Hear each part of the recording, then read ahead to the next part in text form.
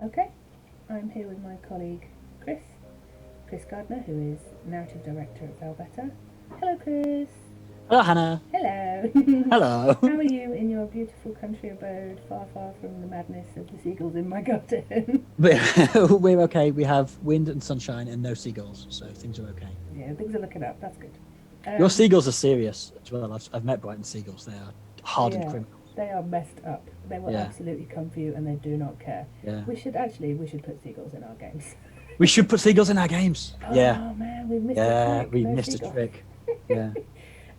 So we are doing a little pre-recorded video for LudoNarraCon, and this is the excellent opportunity to speak to Chris about how narrative works at Failbetter, because we are a really narrative-driven studio, and that is the reason we are part of LudoNarraCon. It is the special golden ticket that gets us to appear in this wonderful celebration of narrative-driven games.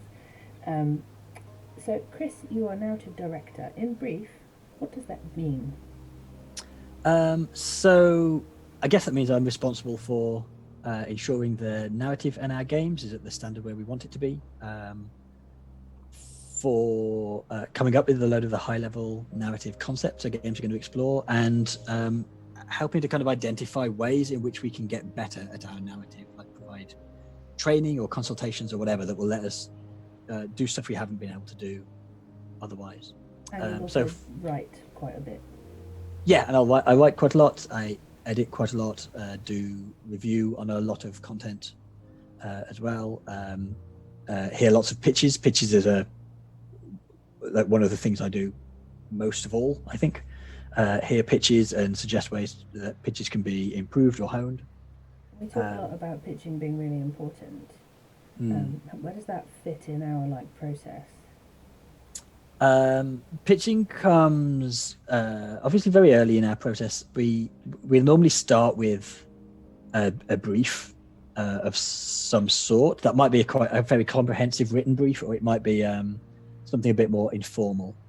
And pitching will come after the writer's had a chance to study the brief, go away, think about it, and put a load of notes together. We used to do pitching to people would pitch a quite finished proposal for a story.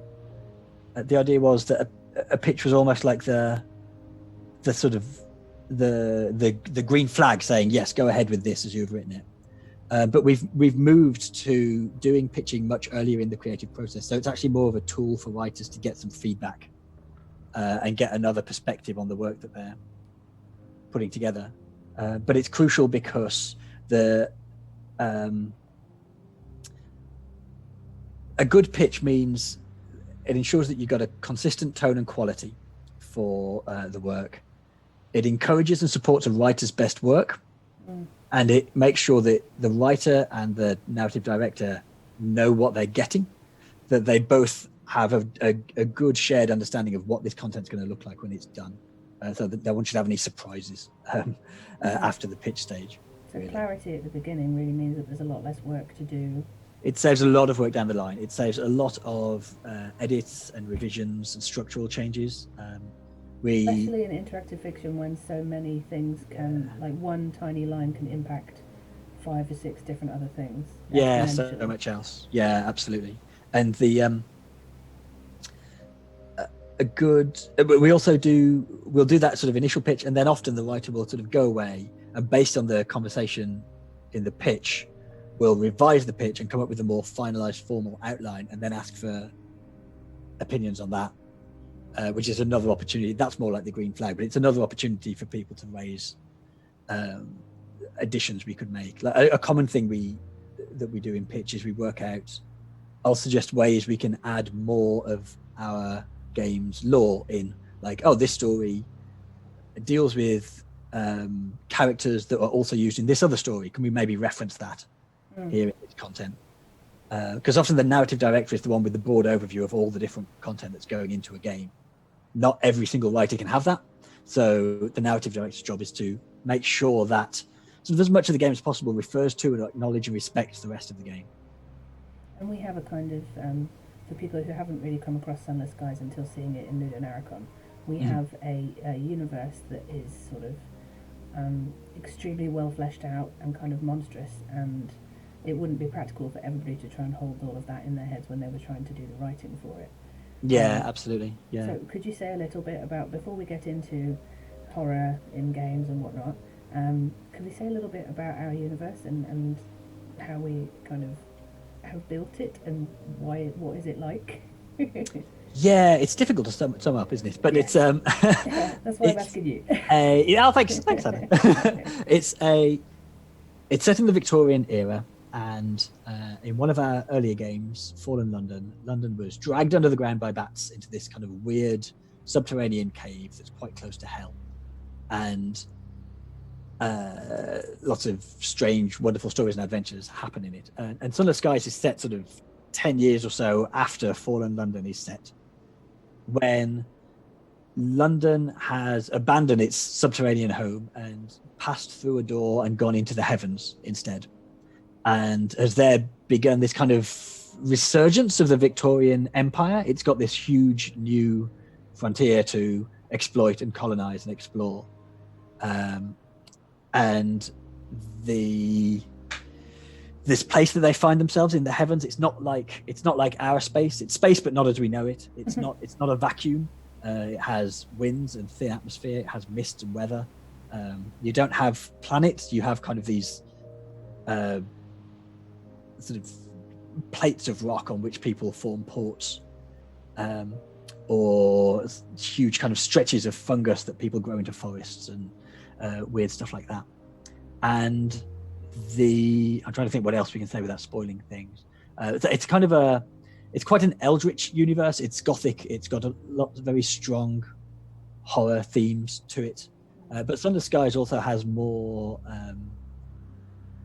of a sense of kind of exploration and wonder and discovery to it, I think. And horror and wonder are kind of two halves of the same coin, I think, as well. And they emphasize each other quite well.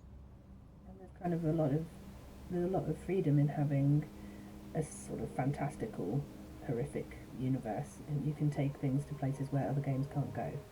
Yeah, I think so. So one of the big early kind of setting conceits that you discover in Sunless Skies is that one of the reasons that the British Empire is doing so well out here in this weird environment is that Queen Victoria has acquired a kind of authority over time, which doesn't allow her to do like Bill and Ted style time jumping shenanigans, but it lets them do kind of more fairy tale stuff with time. Like they have work worlds, which are the equivalent of workhouses, but on a vast scale.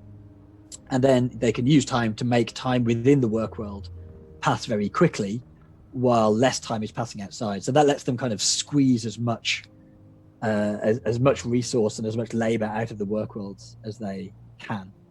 And like favored courtiers of the Queen are given a pension of years to extend their lives and stuff. So that's the sort of thing that a kind of really hard science fiction background wouldn't let us do. But having these kind of elements of the fantastical in there let us do some unusual stuff. So I am going to open up a nice save for us, and we're going to do a little bit of flying around and talk a little bit more specifically about how we approach horror in our games, in Sunless Skies particularly. We're going to go to the Blue Kingdom. Okay, here we are in the Blue Kingdom. Chris, will you tell us a little about how regions work in Sunless Skies and what the Blue Kingdom is? Yeah, sure. So when we started making Skies, we knew we wanted a number of distinct regions in the game that all felt very different from each other. We wanted to give the player kind of 4 different experiences when they were playing the game.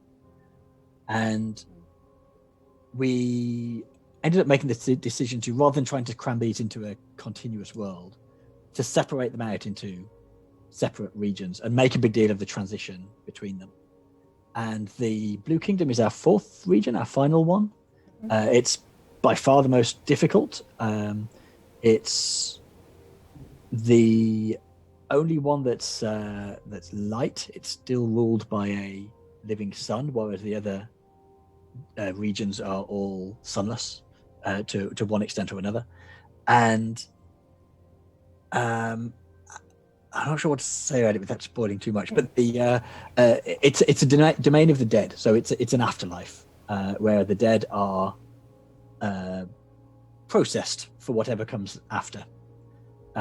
So it was our chance to do this very kind of baroque, complicated, divine bureaucracy. Each of our regions leads into a different sort of horror. So the Reach, our first region, is this kind of burgeoning celestial wilderness, and that's all about fear of the natural world. So there's lots of natural threats and dangers in there. We tell stories about lots of kind of unpleasant natural phenomenon, and nature is awful. It is a horrific thing. So it gave us plenty of material to work from. There's loads of it. It's terrible. It's awful invention. Have you heard of spiders? They're terrible things. Absolutely everywhere. Seagulls, for example, another terrible natural invention. Horrific. Yeah. The Blue Kingdom, though, we wanted this to be. This was going to be our kind of cosmic horror, but also our bureaucratic horror. So it's meant to get across the kind of horror that a dystopia gives you, but combined with this sense of it's not just a society that is tyrannical or dystopian, it is the whole of the universe. You're seeing how the universe works and how it is terrible and unfair. So yeah, we wanted to combine those elements of cosmic and kind of dystopian horror into one setting. It's sort of pulling back the veil on everything, like life itself, and finding what's underneath is as terrible as what came before. Yeah. Yes, exactly. Yeah, because you're sure, if you've been through life, you feel that at the end of it you're due a rest or a change or something. And the Blue Kingdom is very much how about there is no rest, there is no solace, and if anything, things just get worse.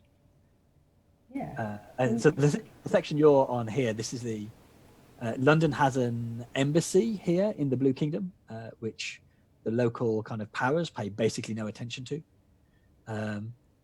And the only way you can function properly in the Blue Kingdom is by getting a recognized by the state. You get a status, and that status kind of defines your role in the Blue Kingdom.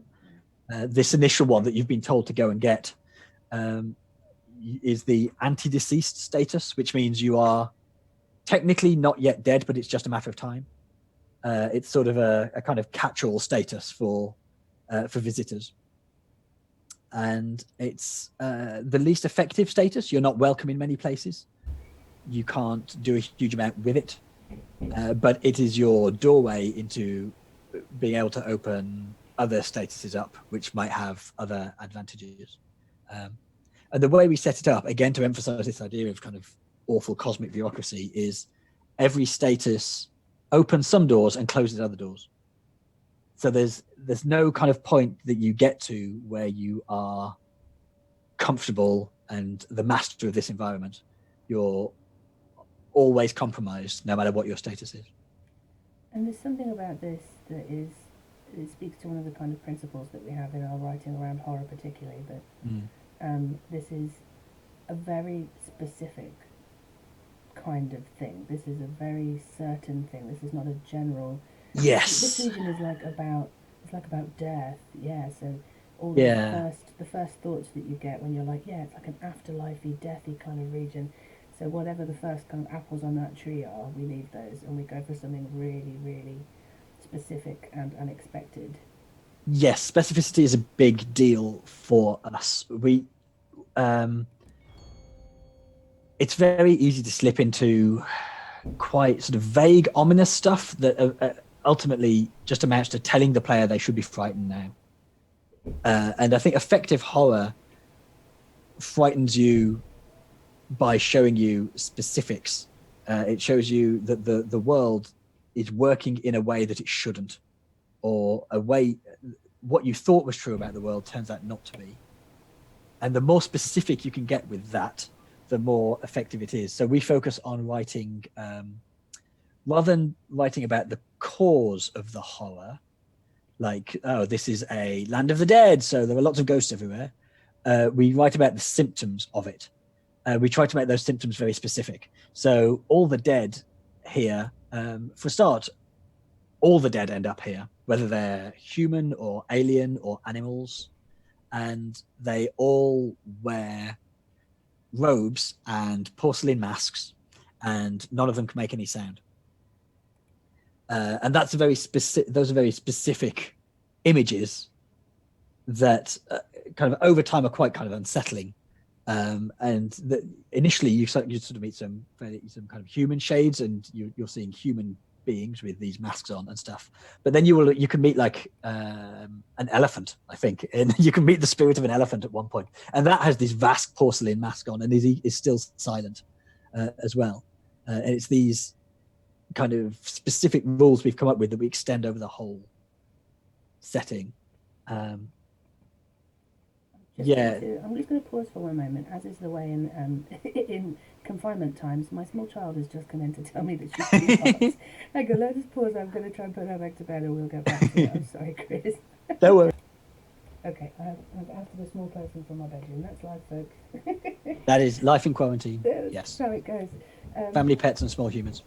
Okay, so hang on, my co-parent is coming. Sorry, one sec. Okay. So that was like confusing as heck, but we'll be fine. We're recording again now, it's all good. All right, so we were talking about writing symptoms, not causes. Yes. So for the Blue Kingdom, we came up with these broad concepts that we wanted this to be a land of the dead and dystopian, and have these kind of baroque, impenetrable laws that you could only ever understand parts of. And we wanted it to feel a bit like a kind of puzzle that would never quite let itself be solved. So those are the high level concepts that we came up with. And then we had to come up with very specific ways to implement those. So the 4 statuses that you can occupy here are an example of that. There's the anti-deceased one that I mentioned. There's, what's another one? There's yoked, which means you're a servant. You have some sort of like duty to perform here in the Blue Kingdom.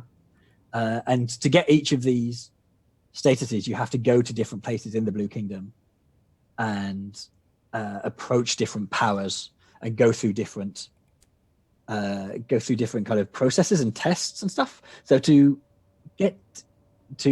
go from being anti-deceased to being I've forgotten the name of the second status, but it basically means you're just one of the dead. You're a pleb. You are dead. You're one of the plebs here. You're subject to all the kingdom's rules. To get that one, you actually have to prove that you're dead. You have to go through this series of elaborate tests to confirm that you're dead and you've left the world of the living behind. And when you've got one of these statuses, if you want another one, you've got to travel across this region, but it's a very dangerous region, guarded by lots of different enemies. And there's a bunch of these enemies that are hostile to you if you don't have a certain status. So to go into certain places, it's safer if you have a certain status. And again, that means you're never completely safe. You can never get to a status where none of these creatures will attack you. Some of them will always think you're up to something. And as we say, this is the last region that you get to, basically. So you should be pretty seasoned and confident when you get here, and then feel somewhat like that has been taken away. This zone is really meant to kind of pull the rug out from under you. Yeah, by the time you get here, you've probably got very good space locomotive, which is what you travel around the game in. You probably got very good equipment. You're used to the sort of stories we tell.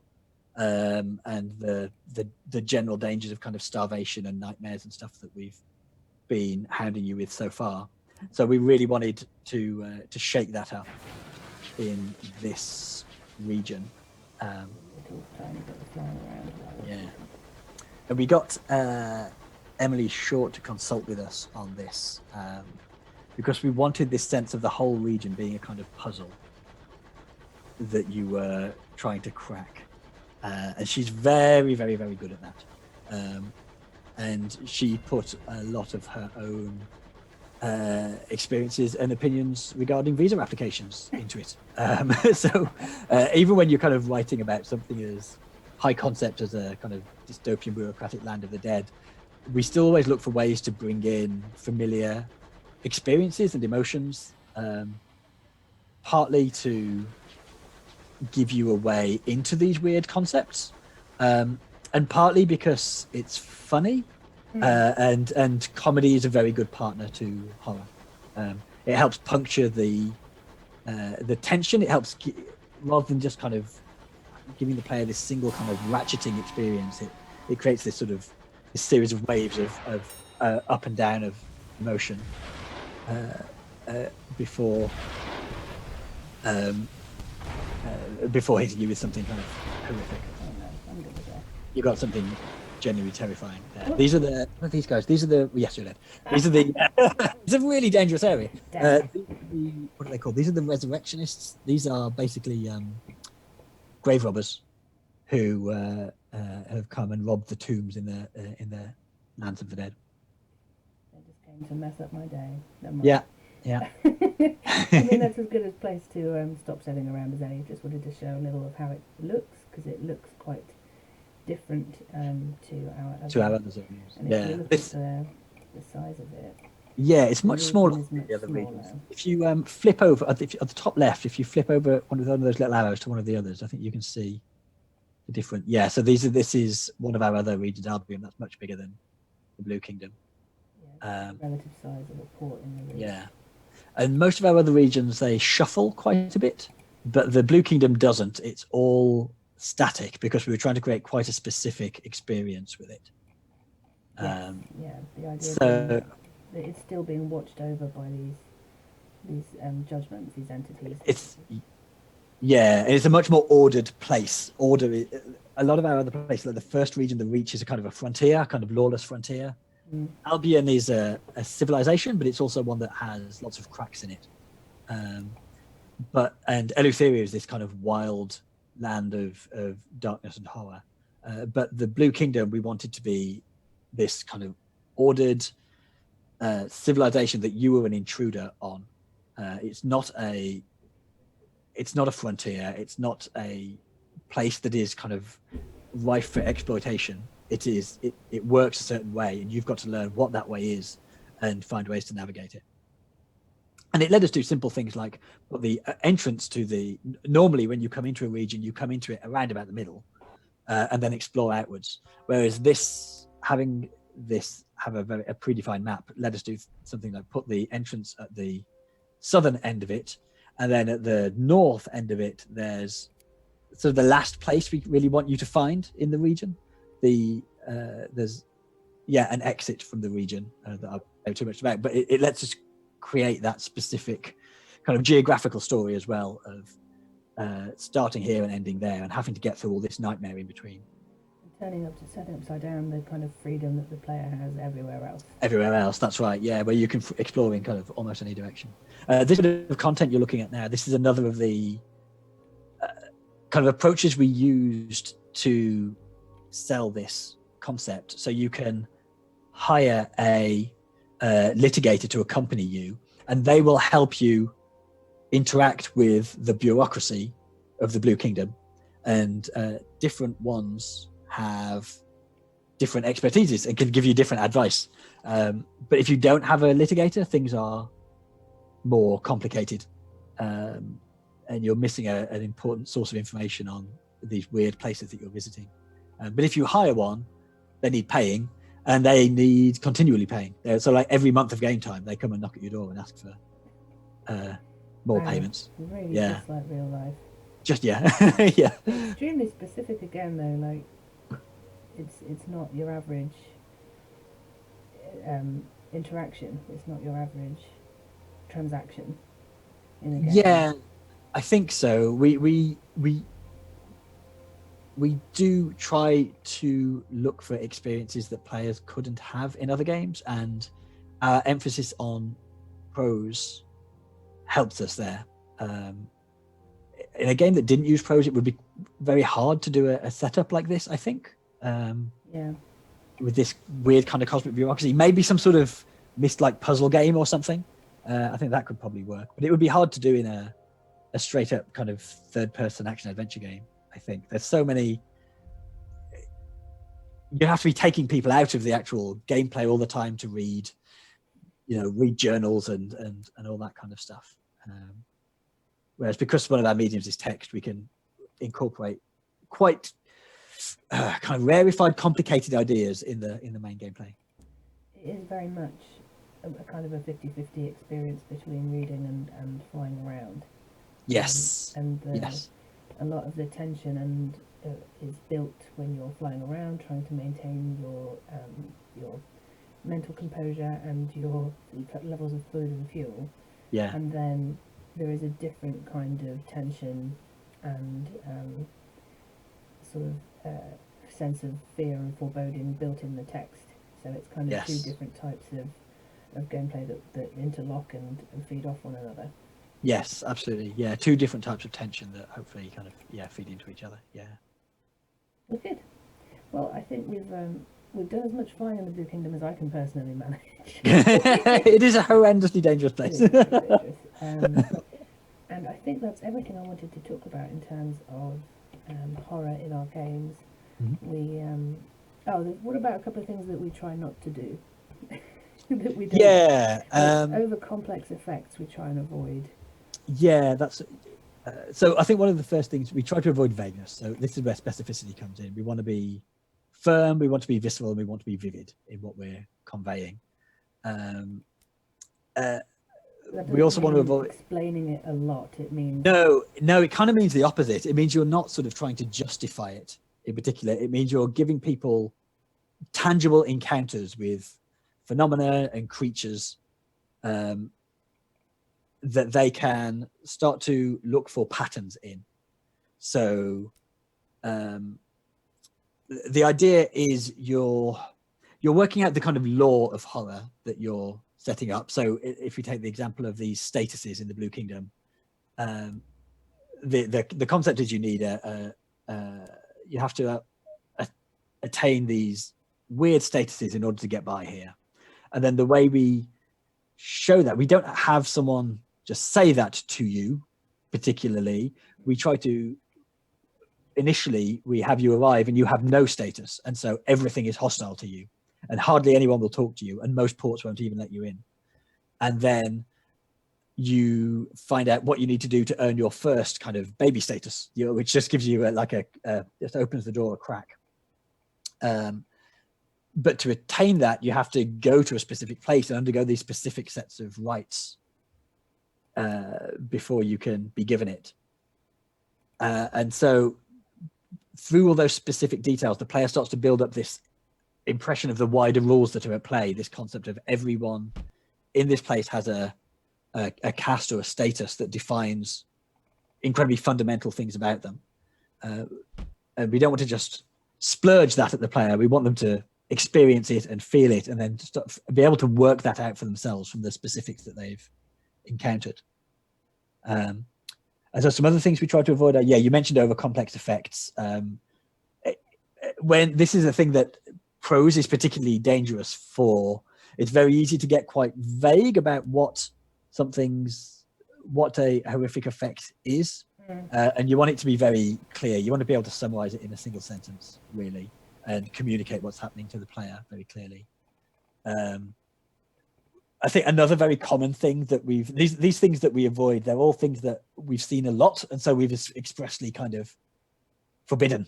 We've outlawed them. But it's a very common thing I see in horror writing is repeating the same point in different ways to try and kind of clarify it, to try and get it across. And if you're having to say the same thing several ways, the thing you're trying to say probably isn't clear enough. You should be able to say what it is once and move on. And we try to avoid like special effects that are very common or very vague.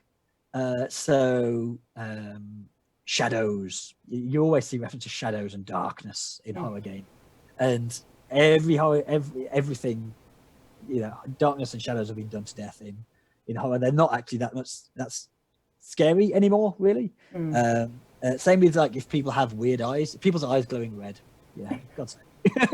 It's not scary. It happens all the time. Every TV show, someone gets possessed, their eyes turn red. Don't do it anymore. Do something. Ooh, spooky. Ooh,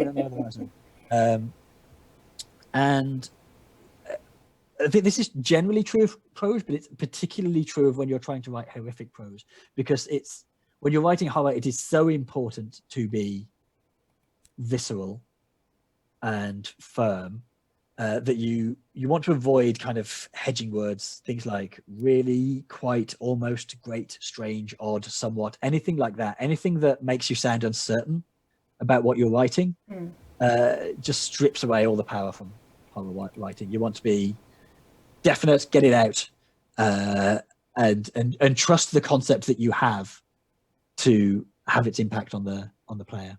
And again, if it's something that's not landing, it's about what's the bedrock of that thing. Yeah, that's right. If taking those words out, it's still not landing, there's something probably not definite enough or not striking enough about the core idea, and that core idea needs revisiting. And at Failbetter, we spend a lot of time talking about those kind of core concepts in pitches. When someone invents a new form of weirdness for one of our games, we spend a lot of time talking about, well, what exactly does that mean? What does it look like? If you encounter this weirdness, what does it look like, smell like, taste like, feel like? Focus on the senses, and the kind of what the player's experience of it would be, and also focus on what are the different ways this could manifest. So again, we're not trying to tell people the idea behind it. We want them to encounter it in these specific contexts and specific ways. So you're kind of collecting bits and pieces of a puzzle that you're then fitting together to get a bigger picture of the horror itself. And that lets the horror kind of dawn on you gradually over a series of exposures to it, which is a very classic horror thing. Any horror novel doesn't usually start with you encountering the source of the horror. You encounter the symptoms of the horror, and they show you that what you thought was right is wrong. And as time goes on, you gather more and more of them, then you start to get more of a sense of this new world that you're entering and what you might have to do to overcome or survive it. The dawning realization is a very powerful thing to kind of deploy on somebody. Yeah. Fabulous. Wonderful. Thank you so much, Chris, for talking to me and joining us for LudoNarraCon. I've just left, I showed a little upgrade of a captain there just to show off another little feature of what we've got. But yes, Guys has so much going on. We've just touched on a single region and generally about horror and how we use it. So I hope that was interesting to everyone. And please take a look at Sunless Skies. It's part of the LudoNarraCon sale, and it will be for a few days. So if you like dawning realizations of terrible, horrible stuff happening to you, then this is the game for you. Thank you, Chris. Thank you.